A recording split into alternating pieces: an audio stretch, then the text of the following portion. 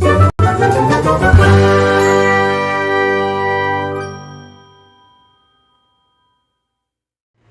1, 2, 3, 4 piles. Hey friends, welcome back to my channel. In today's video, we're gonna like Marie Kondo my book collection. I have already done round 1 off camera where I went through both of my TBR carts. This one is looking pretty empty because I have 55 books in front of me that I either have lost interest in. These are only books on my TBR. There are no books that I've read that I want to get rid of. I haven't looked at those yet, but usually I only keep 4- and 5-star books anyway. And if it wasn't a 4- or 5-star book, then technically it's in my unhaul pile and it's on my Pango books. So my Pango will be listed below, but I'm looking at about 50 books that have come off my TBR carts, and I really have either no idea what they're about, or I don't think that they're my reading style anymore, or there might be 1 or 2 that I think I have tried to read but wasn't really interested in and have gotten again for reasons like peer pressure, or I just really have a fear of missing out, but like when I tried to read it I wasn't enjoying it, so I should just let it go. So we're gonna Marie Kondo the 50 books that are sitting in front of me. This might be a longer video, I'm not entirely sure, because I think that we're gonna go through stages, or we're gonna go through rounds. So round one was me taking them off of my TBR cart if I'm not interested in them. Round 2 is going to be me going, like, physically grabbing each book, showing you, telling you the title, the author, and figuring out what every single book is about. And then after that, reading the first chapter of whatever's left in my I want to keep pile, because we're gonna have a keep pile and a get rid of pile, and we'll see. I am noticing 2 more books that need to be added, so it's probably closer to like 55 books in my maybe pile. Okay, yeah, I got more. Cool. This is one that I'm excited for, but it's been on my TBR so many times and I've never read it. Okay, I guess I missed a couple, so we probably have closer to 60 books now. You're welcome. I guess I'll start with the pile that's over here. Then there's 1 right here and 2 right here, and then this one is just extra that's on both of those piles. It's a lot. Okay, so before I get into this, like, a lot of these I got thrifted, a lot of these I got at the Bookman's going out of business sale. They were giving away books for $1, and I bought a bunch of books that I probably wouldn't have bought like a year ago, over a year ago now. And I don't know, I think it's just time to be serious about the books I want to keep on my TBR and the books that I'm not excited for. And yes, I am stalling a little bit, but let's just one at a time. I'm sorry if this is an extremely long video, but I hope you enjoy it. the red thread. So this one, I kind of know. I think that in China, okay, it says in China there's a belief that people who are destined to be together are connected by an invisible red thread. Who is it at the end of your red thread? See, that sounds really cute, but it still doesn't really tell me much about the actual story. It tells me about the, like, concept of the story, but it doesn't tell me the characters' names. It doesn't tell me if I'm in for an emotional ride. Oh, okay. It says, there exists a silken red thread of destiny. It is said that this magical cord may tangle or stretch, but never break. When a child is born, that invisible red thread connects the child's soul to all the people, past, present, and future, who will play a part in that child's life. Over time, that thread shortens and tightens, bringing closer and closer those people who are fated to be together. A bird does not sing because it has an answer. It sings because it has a song. And then we're at the first chapter, which is actually 24 pages. So based on that, I'm still interested. I still am confused as to what it's about, but obviously it's about this red thread. So I'm gonna put it in the yes pile for now. This one is Somewhere Out There by Amy Hadavani. This is honestly one that I'm still somewhat interested in. This was from earlier this year. It's not on my TBR this one. But you follow these two girls who are taken away into the foster care system, but they're not kept together even though they're sisters. They are broken apart because sometimes always going into foster care kind of breaks up families, but they try and keep siblings together. It doesn't always work out. And I remember I started reading this around the time that I started my foster care journey, and it was too heavy. It was too much. So I was like really crying, and I didn't make it that far into it. I made it like 58 pages. Just to the part where the two girls were being split up, and I couldn't handle it. I don't know if I can handle it later, but for right now I am still interested in that book. Okay, Girl in Translation. I saw Jean Walk speak at the Tucson Book Festival in 2024, this year.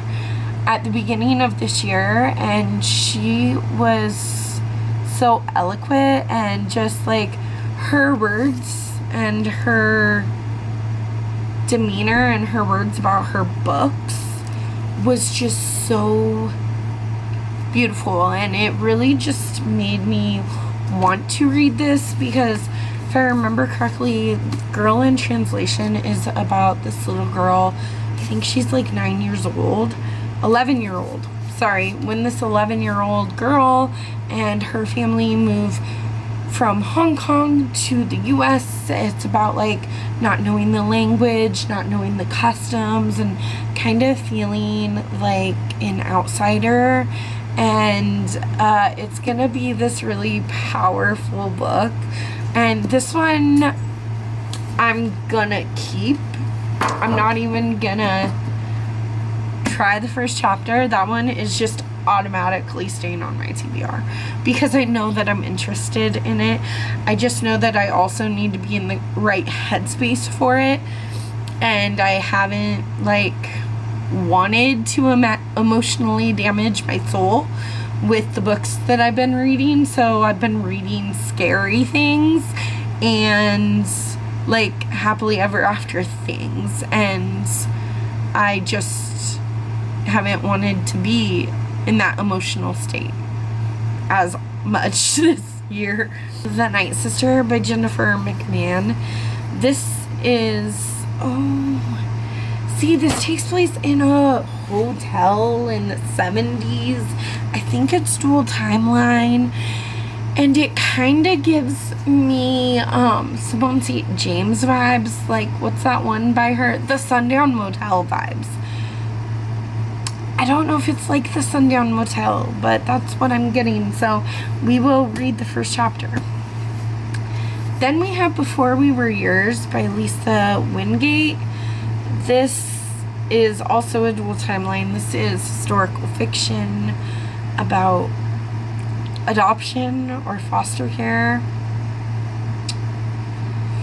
Yeah, so these 4 siblings go to this orphanage in the 1930s, and I think that they're separated, and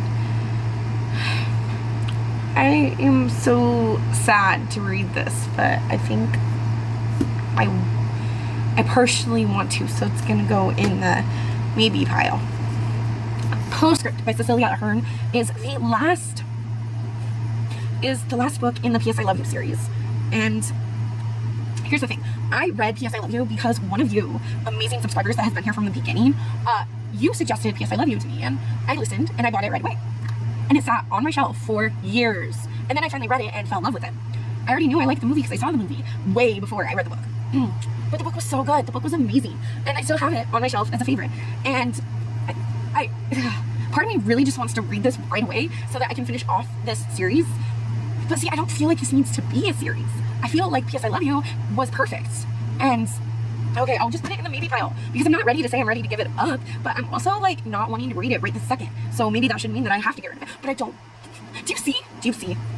Anyways. Then I have Should I Tell You by Jill Mansell. This I got at the library book sale. And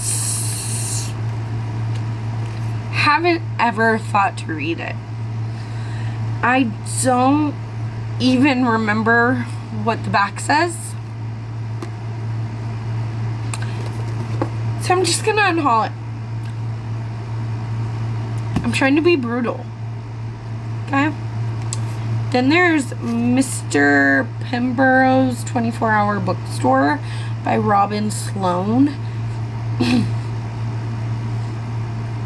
I have tried to read this, and I was so bored.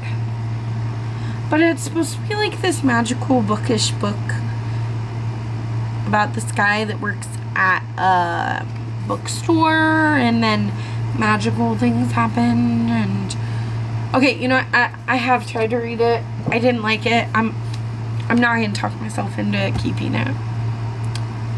Okay. How Sweet It Is by Dylan Newton. I think it's a romance. Okay, let's figure it out. What happens when the Queen of Romance falls for the King of Horror? Event planner Kate Sweet is famous for creating the perfect happily ever after moment for her clients' dream weddings. So how is it that her best friend has roped her into planning a best-selling horror writer's book launch extravaganza? But the second Kate meets, or rather accidentally maims, the drop-dead hot Drake Matthews, her well-ordered life quickly transforms into an absolute nightmare. Okay. That's a yes. Like, a maybe. Okay, I'm just not allowed to go to the bookstores, like, to the library book sales anymore, because I buy stuff that I'm not even interested in. So, Lean on Me by Pat Simmons. I'm just going to unhaul it. I don't remember what it's about. I'm sure at the moment I thought it sounded great, but I think I unhauled all of the books that I got at the library book sale because I wasn't truly invested in them. It wasn't something that I wanted. I just saw them and thought that it would be a shame for me to go home empty-handed. But it's okay to go to a bookstore and go home empty-handed. It's okay. Okay. The next one is a literary fiction, At the Edge of the Hots by Catherine Slegman. Okay, so it is an award winner, which means absolutely nothing to me. But I think that you follow this girl, Maddie, who's homeless. Yes, okay. Maddie, homeless at 20, lives with her dog and makeshift family in the hidden spaces of San Francisco's Golden Gate Park.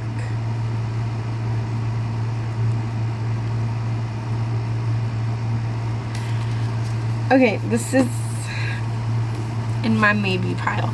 Again, I haven't wanted to read literary fiction this year. Like, I know it was a goal at the beginning of the year was to read pretty much all of my literary fiction, but I haven't really wanted to because literary fiction takes a different kind of brain power to really focus on it, and it really makes me emotional. And I love being emotional because I'm an emotional monster, but I just haven't wanted to expend that kind of brain power and to get emotional. So I haven't read this, but I'm super excited for it. So it's gonna go straight into the need to keep it and read it, not just keep it to look at, which, you know, I do sometimes. Okay. Here is the thing about Mercy Street by Jennifer Hagg. I think that this sounds like a very important novel. It sounds so good. And the reason that I'm unhauling it is probably gonna sound super dumb to you, but that's okay. It's my life. Do you see these deckled edges? I cannot read books with deckled edges. I absolutely hate deckled edges. And I thought, because this seems like such an important book, it's about like this woman that works at an abortion clinic, and abortion is something that I feel strongly about, and I really I'm so want to read this, but I know myself and I will never read this copy. The Legacy by Kristen Trenter. Gripping and deeply moving. I think this is like an academia book. Fictive novel about three unlikely friends and the web of lies that unravels after one of them goes missing. Ooh, I love missing people. At the center of The Legacy is the story of Julia Alpers, her friend Ralph, and the beautiful and wealthy Ingrid. As students in Sydney, the bond that ties this threesome together is complex, delicate, and intense, shaped by intellect and defined by desire. I'm gonna put this in the maybe pile because that sounds really good.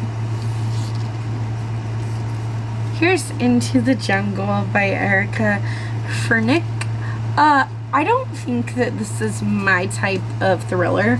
So you follow this teacher who is going to Bolivia to teach, and you know, she goes on like this boat adventure, and then it's like this survival story, and it sounded really, really good. It's like a fight for her life, and I really thought I would love this, but I have tried to read it, and I've read the first like 100 pages. I'm just gonna unhaul it. It's fine. The Wedding Ringer. Oh, okay. This is Carrie Ray's debut. Oh, see, this sounds really, really good. It's a romance. I'm just gonna put it in the maybe pile. Never Been Kissed by Timothy Jablonski. This one was another library book that I bought, but I'm not really interested in this one. I felt like this was kind of more young adult romance. I don't know for sure. I will just get rid of it. It's fine. I don't need it. The Rehearsals by Annette Christie. This has been on so many TBRs, and I still have yet to read it, which should be a sign that, Alita, you don't need this, right? Right. It should be. It was on my 23 books I must read in 2023, and it's the end of 2024, and I still have yet to read it. It was also on a bunch of monthly TBRs in the past 2 years. So I really want to read it. Because you follow Tom and Megan, yeah, who are getting married, but their rehearsal dinner goes completely off track. It's completely bonkers. Everything goes horribly wrong, and then they have like this Groundhog Day thing, and they keep reliving the same day, and I absolutely love the Groundhog Day effect in books. So why haven't I read this? Okay, well, it's going in my maybe pile. It's fine. Killers of a Certain Age by Deanna Raybourn. I don't think that I'm interested in this. I didn't get it from Book of the Month. I got it when I was thrifting at some point, or was it at my used bookstore? Let's see. No, it was when I was thrifting. But it says, let's see what it says and we can decide.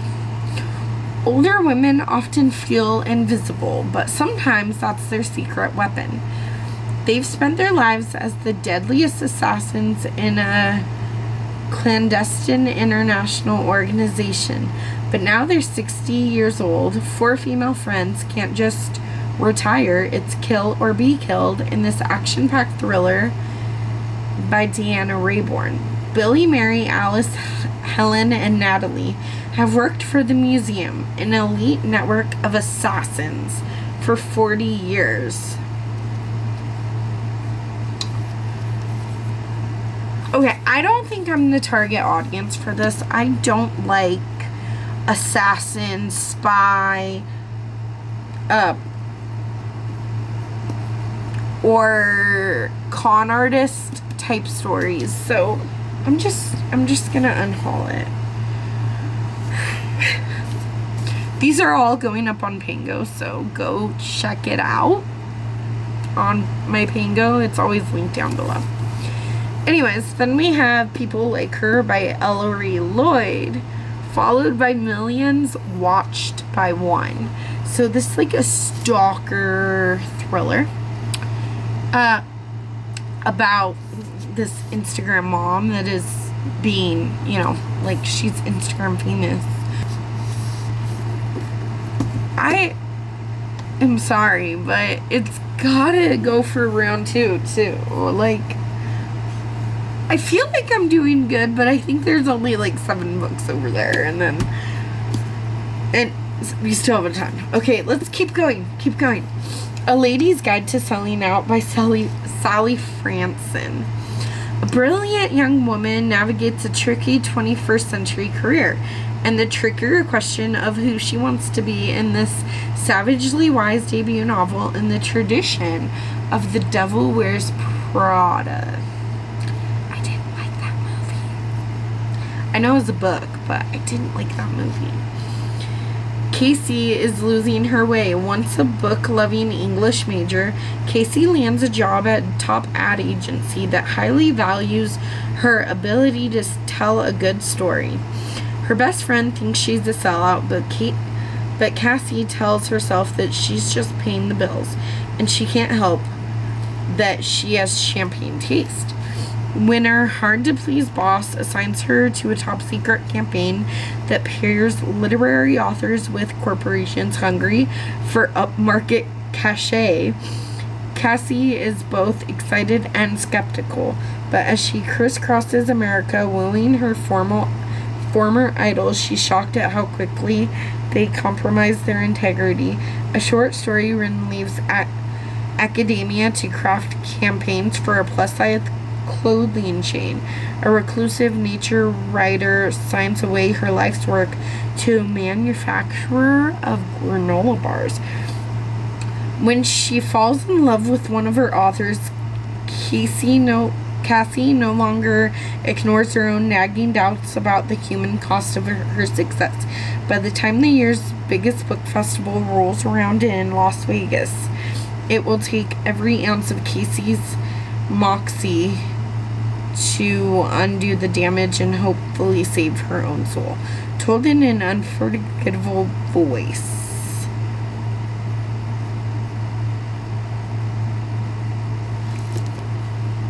That sounds pretty good, actually.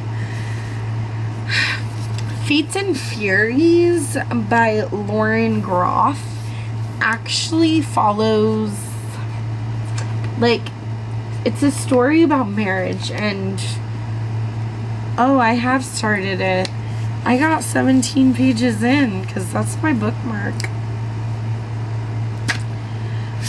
It's a book about marriage, and usually I say that I like books about marriage, but I don't remember reading the first 17 pages. So that just changed my mind. I'm gonna unhaul it. Okay, then there's the love story of Missy Carmichael by Beth Morey. This follows a librarian who is getting older, and it's her story with her new best friend, this dog. I don't know what it's about, but I'm gonna figure it out. It's a literary fiction, I know that. The world has changed around 79-year-old librarian Missy Carmichael. Though quick to admit that she has often found her roles as a housewife and mom less than satisfying, Missy once had a bustling life driven by 2 kids, an accomplished and celebrated husband, and a classic degree from Cambridge. Now her husband is gone, her daughter is estranged after a shattering argument, and her son has moved to his wife's native Australia, taking Missy's beloved only grandchild half a world away. She spends her days sipping sherry, avoiding people, and rattling around in her oversized, under-decorated house. For what exactly? The last thing Missy expects is for 2 perfect strangers and 1 spirited dog named Bob to break through her pricky exterior and show her just how much love she has to give. In short order, Missy finds herself in the embrace of an eclectic community that simply won't take no for an answer, including a rambunctious mutt on loan whose unconditional love gives Missy a reason to re-enter the world, one muddy paw print at a time. Aww.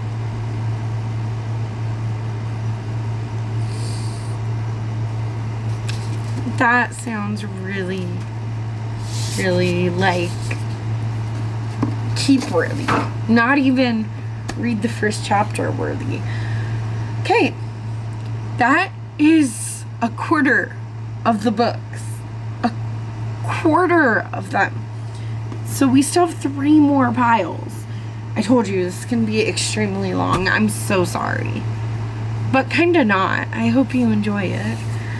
Okay, we begin at the Inn by Chris Whittaker. Right, wrong, life is lived somewhere in between, an extraordinary story about 2 kinds of family. The one we are born into and the ones we create. Duchess is a 13-year-old girl trying to care for her little brother. Walk is the police chief of their small California town, trying to heal old wounds. They might not seem to have anything in common, but they are all each other has. When Duchess impulsively takes justice into her own hands, she inevitably sets off a chain of events that will have tragic consequences for Walk and everyone who has ever loved her. Murder, revenge, heartbreak. How far can we run from the past when the past seems doomed to repeat itself? See, that sounds pretty good.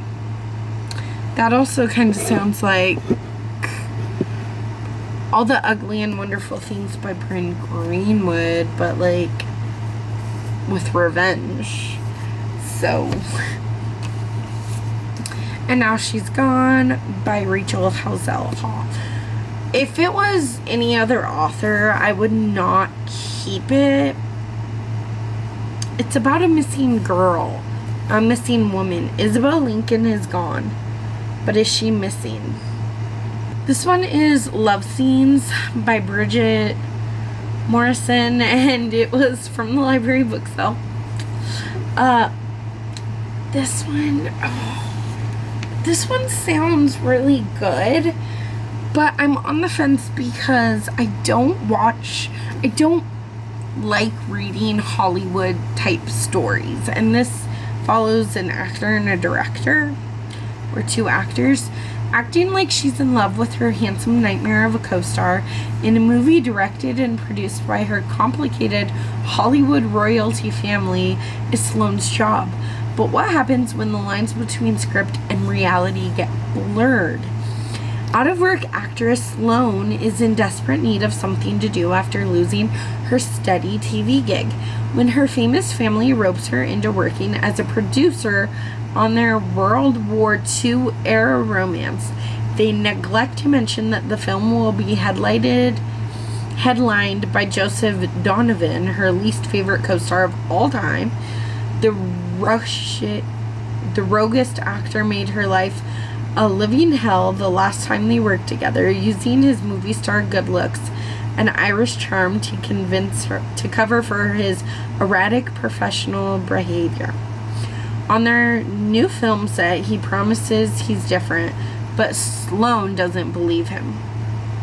As filming gets underway, it becomes clear that anything that can go wrong will go wrong. When the lead actress is abruptly fired, Sloane agrees to step in and take over the role. She starts to remember why she fell in love with acting in the first place. On camera, she and Joseph share an electric chemistry. Off camera, they've been honing their characters and, much to Sloane's surprise, growing closer. But playing the role of a woman in love with Joseph is a dangerous business, and the more time they spend together, the less Sloane can tell what's really between them and what's just for show.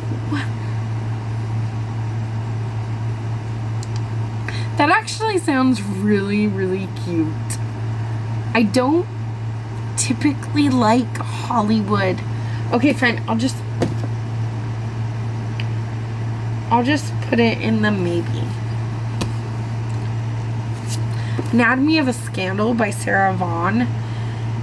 Okay, I actually have another book by this author somewhere in these piles.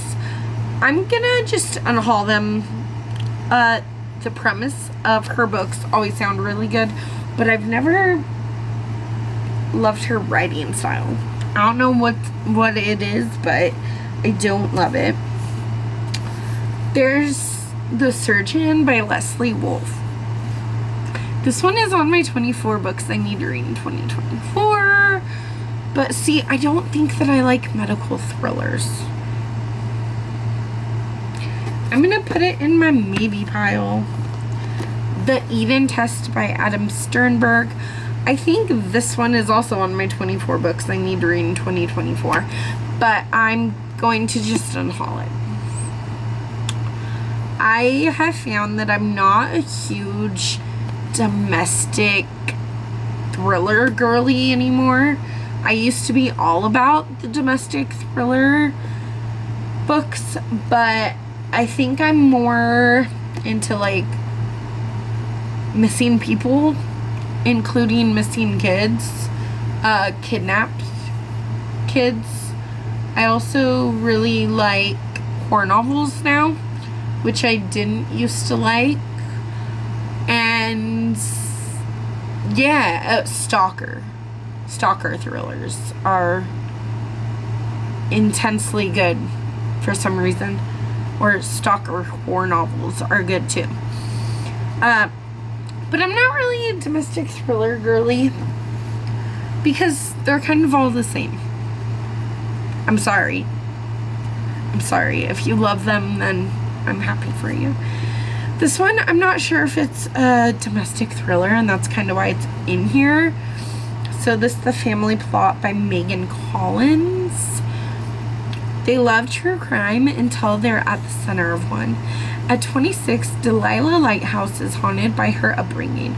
Raised in a secluded island mansion deep in the woods and kept isolated by her true crime obsessed parents, she is unable to move beyond the disappearance of her twin brother Andy.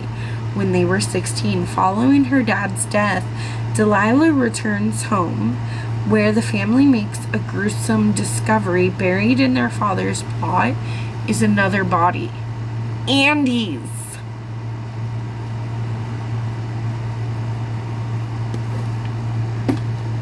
That sounds good. Nanny Dearest by Flora Collins. A young woman takes comfort in reconnecting with her childhood nanny until she decides to uncover secrets that have been buried for 20 years. Sue Keller is lost. When her father dies suddenly, she's orphaned in her mid-20s, her mother already long gone. Then Sue meets Annie. It's been 20 years, but Annie could never forget that face. She was Sue's live-in nanny at their big house upstate, and she loved Sue like she was her own. Craving connection and mothering, Sue is only too eager to welcome Annie back into her life. But as they become inseparable once again, Sue starts to uncover the truth about Annie's unsettling time in the Keller house all those years ago, particularly the manner of her departure or dismissal. At the same time, she begins to grow increasingly alarmed for the safety of the two new charges currently in Annie's care. Told in alternating points of view, Annie in the mid-90s and Sue in present day, this taut novel of suspense will keep you turning the pages right up to the shocking end. I'm gonna keep that one because it sounds like one I would like. Tell Me No Lies by Lisa Hall.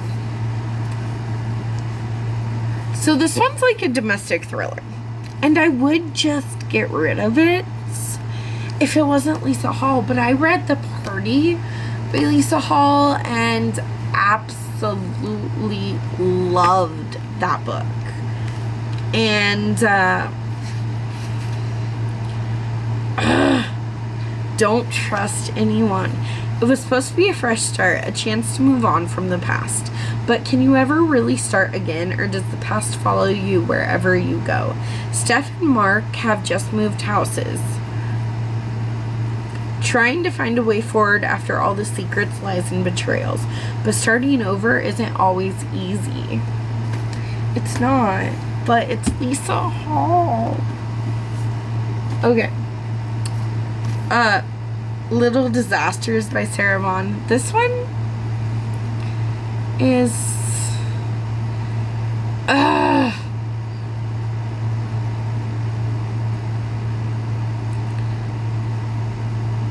see, part of me thinks that I would really like this one because I think that it's about one of her daughters gets kidnapped, but it doesn't really say that. It just says that dark thoughts and carefully guarded secrets surface. Liz is left questioning everything she thought she knew about her friend and about herself. The truth can't come soon enough. So I think it might be more of a domestic. So I'm just gonna go with my gut and say that Sarah Vaughn is not the author for me, and that's okay. We have Little Bee by Chris Cleave. I honestly have no idea what this book is about. So, we don't want to tell you what happens in this book. It is truly a special story. We don't want to spoil, and nevertheless, you need to know enough to buy it. So we will just say this. This is the story of two women. Their lives collide one fateful day, and one of them has to make a terrible choice. The kind of choice we hope you never have to face. 2 years later, they meet again. The story starts there. Once you have read it, you'll want to tell your friends about it. When you do, please don't tell them what happens. The magic is in how the story unfolds.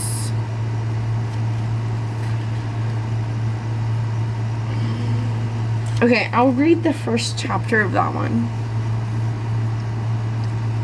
Okay, I'm so sorry. I'm so sorry. Please don't be offended. See, so I've read both of these. Why are they on your TBR then? Okay. Things We Never Got Over by Lucy Score. Loved this story.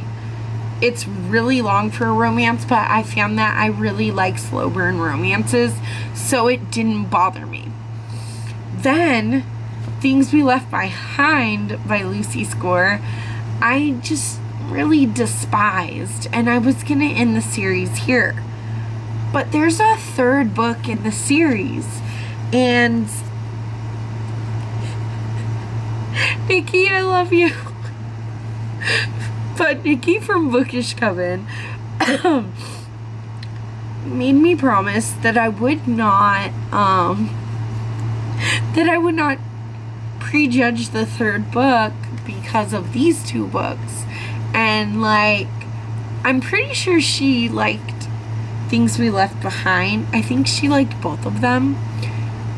Correct me if I'm wrong in the comments, but I'm pretty sure she liked both of them. I did not like this one at all, but I was like, okay, I won't judge it, but low-key I'm judging it, okay? So I loved Things We Never Got Over.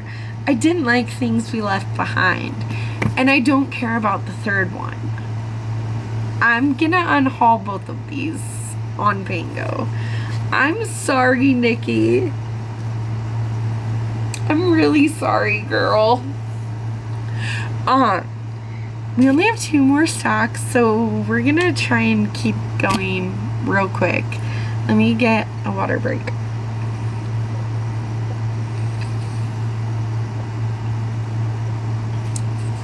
Okay. So we'll do this stack, and then we're almost there. The Ronin by Anna Collmore. I believe this to be another nanny one, because I got all the nanny books and then I haven't read them, or the nanny thrillers, because I was super excited for them at one point. So let's see. Annie Phillips is thrilled to leave her past behind and begin a shiny new life on Belverdine Island as nanny for the picture perfect Cohen family. In no time at all, she falls in love with the Cohens, especially with Libby, the beautiful young matriarch of the family. Life is better than she ever imagined. She even finds romance with the boy next door. All too soon, cracks appear in Annie's seemingly perfect world. She's blamed for mistakes she doesn't remember making. Her bedroom door comes unhinged. She feels like she's always being watched. Libby, who once felt like a big sister, is suddenly cold and unforgiving as she struggles to keep up with the demands of her new life. Annie's fear gives way to frightening hallucinations. Is she tumbling into madness or is something sinister at play? The Ronin is a complex ride through first love, chilling manipulation, and terrifying depths of insanity. That sounds great. I need that in my life. So maybe I should actually do that nanny reading vlog that I've been saying I'm gonna do for a long time, where I read all of the nanny thrillers that I own. Maybe I should finally do that. Okay. Love Unscripted by Owen Nichols. This I got while I was thrifting. This is some kind of romance. I hate that the thrift shop puts the... Please don't do this. Please don't put the stickers on the freaking... on the synopsis, because it's annoying. I don't know if it annoys anyone else. Of course it does. Yeah, okay, so I got it. Ellie had the quintessential eyebrows of broadcast news era Holly Hunter and the neon red hair of Kate Winslet in Eternal Sunshine of the Spotless Mind. At least that's what caught Nick's attention when he met her on the night of 2008's historic presidential election. A cinema buff and devotee of great love stories, Nick always fancied himself the Tom Hanks of his own romantic comedy. And when sparks fly with Ellie that night, he swiftly cast her as the Meg Ryan of his story. For 4 blissful years, Nick loved Ellie just as he loved his job as a film projectionist, woolly, earnestly, cinematically. But now Ellie has moved out, convinced that the fire's gone, and Nick is forced to sift through his memories to figure out where it all went wrong. That night was a perfect meet cute, yes. But was their romance ever as destined for a happily ever after as he'd thought? Was he really the rom-com hero he believed he'd be?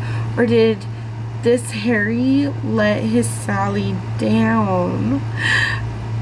Peppered with references to beloved movies, Love Unscripted explores how even a hopeless romantic can learn that in real life, love isn't and shouldn't be like what we see on the big screen. Oh my gosh.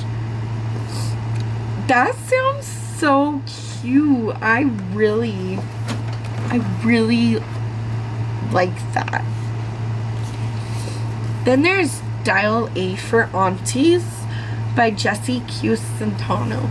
So here's the thing. I've read young adult books by Jessie Q. Centano, I think I read a young adult thriller by this author. And I don't like young adult books, but I also don't think I like cozy mysteries.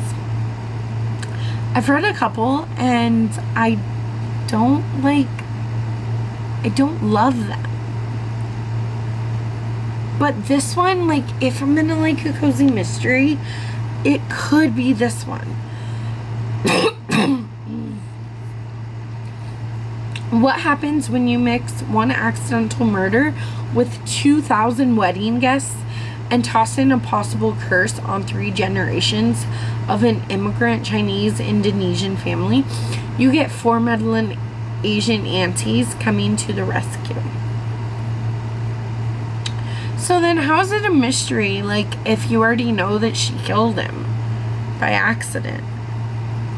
I don't know. I kind of want to read the first chapter of that one just to see.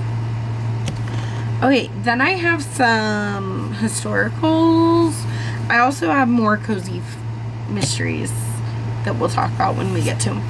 But this one is a historical fiction.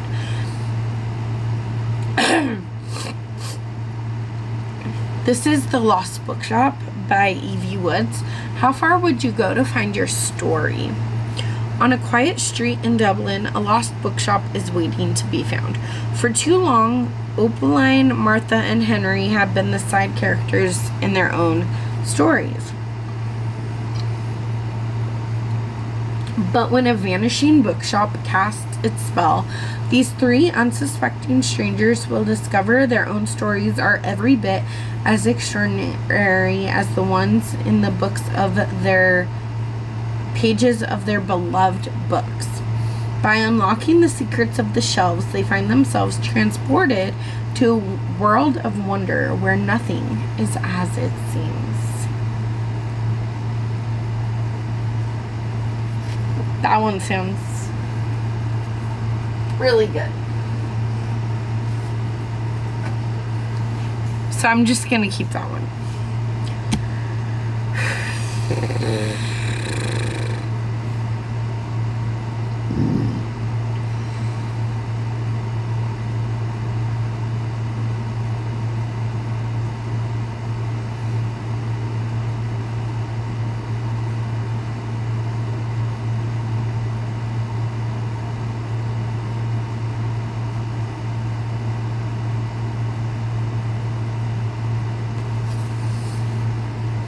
Nine rules to break when romancing a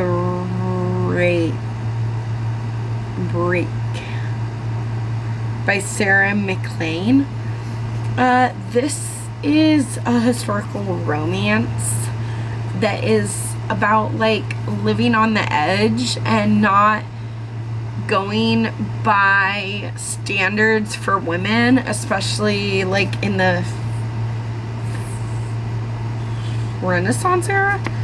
I honestly don't know when this takes place. I shouldn't say anything until I know, but I would like to read the first chapter of it. Scared Scriptless by Alison Sweeney. This was another, library book. When life and love don't follow the script, you can't be scared to rewrite your ending. Maddie Carson is a mass of contradiction. She loves her job as script supervisor on a hit TV show, but hates Hollywood.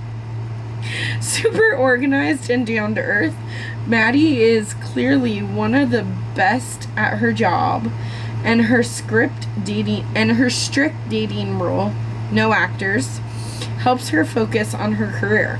However, a budding relationship with Craig, one of the new executives at her company, may even propel her into the big leagues. Could Wolf Country, her beloved hometown in the mountains, be saved from a financial crisis by creating a reality show featuring the eccentrics in the small ski village? Maddie is just determined to try, even when she learns that Craig's agenda doesn't exactly line up with her goals.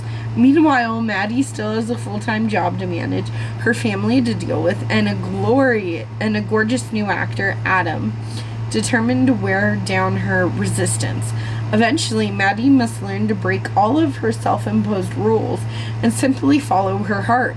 Scared Scriptless offers an engagingly relatable heroine, laugh-out-loud humor, and a fascinating behind-the-scenes look at how television is made. Okay, I'm excited for that one too. That one sounds cute. So I'm gonna keep it. Alright, I think this one's a literary fiction. I'm scared because it's generational. I think there's 3 generations. And this is The Chicken Sisters by K.G. Dell'Antonio. 3 generations, 2 chicken shacks, 1 recipe for disaster. In Mariie, Kansas, chicken mimis and chicken frannies have spent a century vying to serve up the best fried chicken in the state, and the legendary feud between their respective owners has lasted just as long. No one knows this better than Amanda Moore, who grew up working for her mom at Mimi's before scandalously marrying Frank and changing sides to work at Franny's. Tired of being caught in the middle, Amanda applies to Food Wars, the restaurant competition that promises $100,000 to the winner. But in doing so, she launches both families out of the frying pan and into the fire. The lasting Brooklyn-based organization Guru May Moore, Amanda's sister, wants us to go home to Kansas. But when her career implodes helping Mimi's when Food Wars becomes a chance to reclaim the limelight, even if it pits her against Amanda and Franny's. Yet when family secrets become public knowledge, the sisters must choose. Will they fight with each other or with their heritage? That sounds so good. Like, I know it's multi-generational and that scares me, but I love a good foodie book, and it's definitely foodie, and there's like a food competition show, which is one of my favorite things in books, so I'm excited for that one now. I have a new excitement for that one that wasn't there. Oh my gosh, we've been filming for over an hour and I still have 1.5 piles left. Okay. This one is the Little Lady Agency. Why Trade Up If You Can Fix Him Up by Hester Brown. This one I'm pretty sure I'm just gonna be unhauling. I don't think that I'm gonna like it. Melissa Romney Jones can make a perfect sponge cake, type her little heart out, and plan a party blindfolded. But none of that has helped her get far in life or in love. When she gets fired again, she decides to market her impeccable social skills to single men. To avoid embarrassing her father, a member of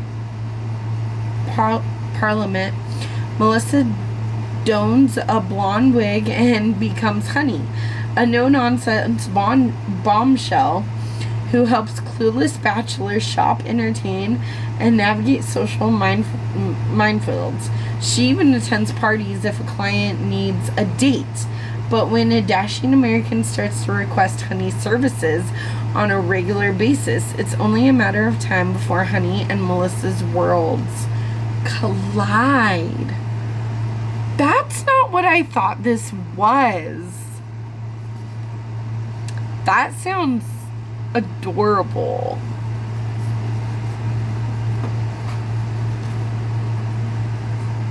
I'm actually going to put it on the other side because the other side is series, and I think that's the first in a series.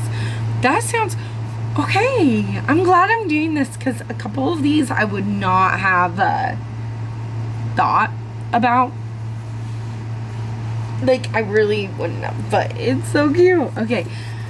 Her Dark Lies by J.T. Ellison. And again, I bought this at the thrift store.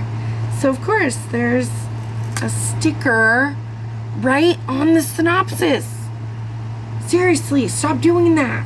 It's annoying. From readers everywhere.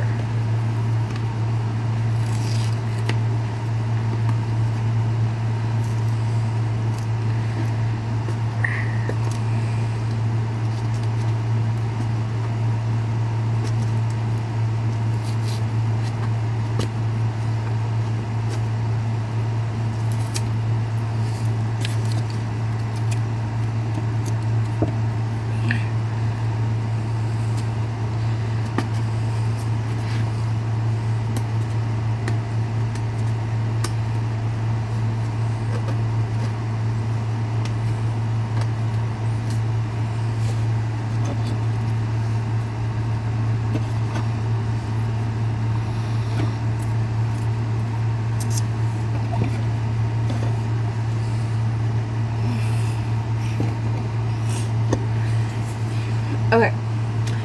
Fast-paced and brilliantly unpredictable, J.T. Ellison's breathtaking new novel invites you to a wedding none will forget and some won't survive. Jutting from sparkling turquoise waters off the Italian coast is Italy, an italic setting for a wedding in the majestic clifftop village of blank by the wealthy, competent family. Up-and-coming artist Claire Hunter will marry handsome, charming Jack Compton, surrounded by close family, intimate friends, and a host of dark secrets.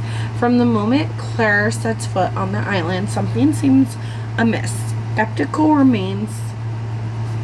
Skeletal remains have just been found. There are other newer disturbances too. Menacing texts, a ruined wedding dress, and one troubling shadow hanging over Claire's otherwise blissful relationship. The strange, mysterious surrounding Jack's first wife. Then a raging storm descends, the power goes out, and the real terror begins.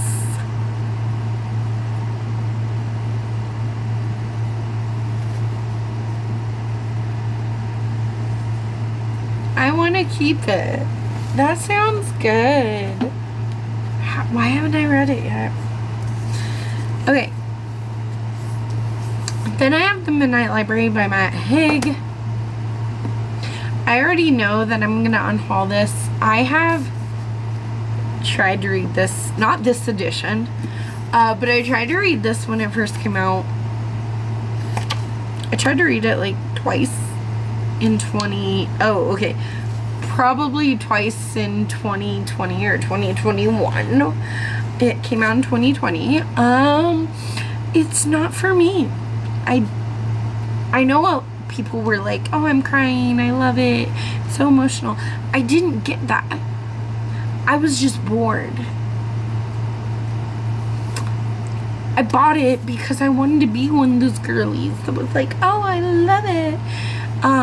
But I didn't love it, and now it's just been sitting on my shelf for most of this year. So, like, I really didn't need to buy it again. Okay, this one I'm on the fence about. This one is All Involved by Ryan Gaddis.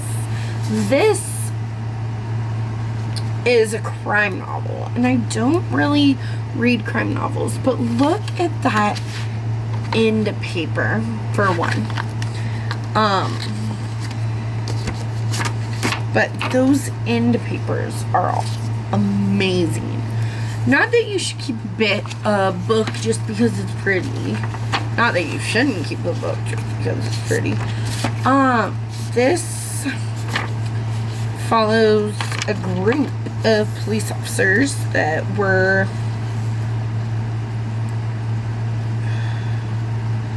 Is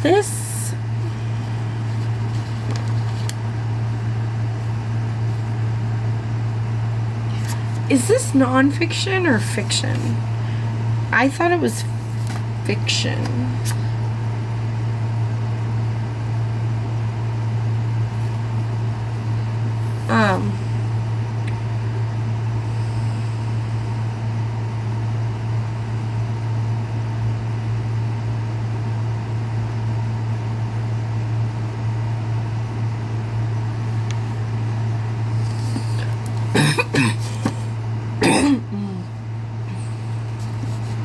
Okay. At 3:15 p.m. on April 29th, 1992, a jury acquitted 3 white LA Police Department officers charged with using excessive force to subdue a black man named Rodney King, and failed to reach a verdict on the same charges involving a 4th officer. Less than 2 hours later, the city exploded in violence that lasted 6 days. In nearly 121 hours, 53 lives were lost, but there were even more deaths unaccounted for.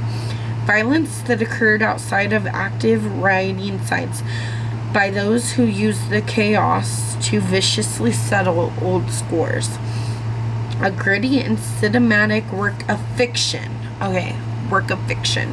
All Involved vividly recreates this turbulent and terrifying time. Set in a sliver of LA largely ignored by the media during the riots. Ryan Gaddis tells 17 interconnected first-person narratives that paint a portrait of modern America itself, laying bare our history, our prejudice, and our complexities, with characters that capture the voices of gang members, firefighters, graffiti kids, and nurses caught up in these extraordinary circumstances. All Involved is a literary tour de force that capulates this edgy writer into the ranks of such legendary talents as Dennis Lehane and George V. Higgins. See, this sounds so good. It really sounds amazing. But I don't know if I'm ever gonna pick it up. Like, I don't read crime novels. So, again, I guess I'll read the first chapter of that one as well. My battery is blinking. We've been filming for an hour and a half. So I think I'm going to stop here for the night. I still have one pile left. Here, I will show you. To go through. So tomorrow we will finish this. So if the lighting changes, if my clothes change, that is why.